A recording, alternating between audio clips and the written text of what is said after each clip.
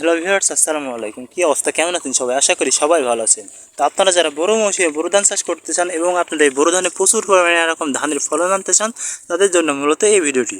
আমি আপনাদের কাছে এমন একটি কীটনাশক দেওয়ার কথা বলবো যা দিতে পারলে আপনাদের এই ধান গাছে প্রচুর পরিমাণে এরকম যে ফলন দেখতে পাচ্ছেন এরকম ফলন হবে এবং আপনাদের এই ধান গাছে এরকম ফলন এবং ধান এসে ভরে যাবে। তো এমনই কিছু ট্রিক্স টেকনিক এবং এমন একটি কীটনাশক দেওয়ার কথা বলবো যা দিতে পারলে আপনাদের এই ধান গাছে প্রচুর পরিমাণে ফলন হবে।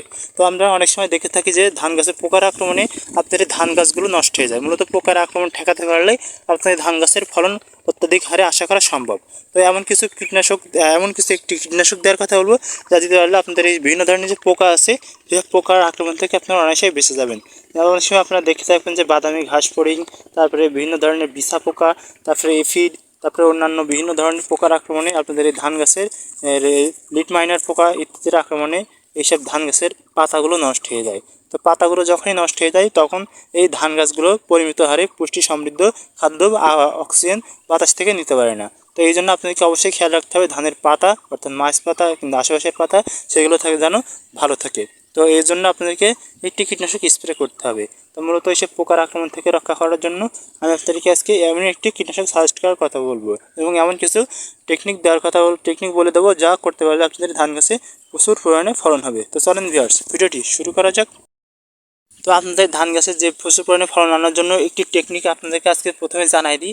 সেটি হলো আপনাদের যখন এই ধানের যখন বাইল বের হবে সেই সময় আপনারা ধানের জমিতে 3 ইঞ্চি পরিমাণ পানি বেঁধে রেখে দিবেন এবং 10 দিন পুরো এই ওষুধ কিংবা কীটনাশক স্প্রে করবেন না। তাহলে কী হবে, ধানের বাইলগুলো সমান্তরালভাবে বৃদ্ধি পাবে এবং ধানের সম্পূর্ণ বাইল বের হওয়ার পরে আপনারা যথাযথ পরিমাণ মাত্রায় আপনারা সেচ দিবেন এবং ধানের যে বিভিন্ন ধরনের কীটনাশক আছে সেটা 10 দিন পরে স্প্রে করবেন।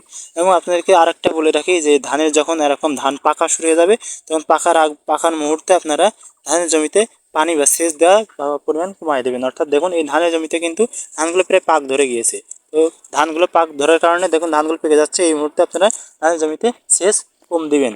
তো এই সময় আমি তাছাড়া আর একটি কীটনাশক দেওয়ার চেষ্টা করছিলাম, সেটির নাম হলো অডি। এই অডি নামক কীটনাশকটা আপনারা যদি দেন তাহলে আপনারা এইসব পোকামাকড়ের হাত থেকে আপনারা ধানকে বেঁচে থাকতে পারবেন।